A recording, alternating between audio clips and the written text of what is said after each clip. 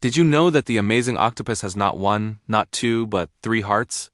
It sounds like something out of science fiction, but it's true. So, why do they need so many?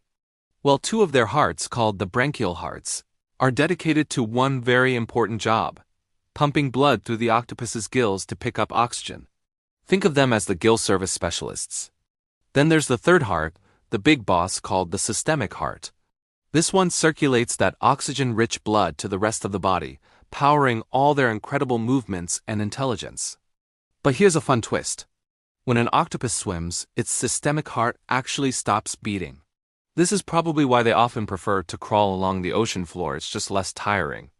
And as a bonus fact, their blood isn't red like ours.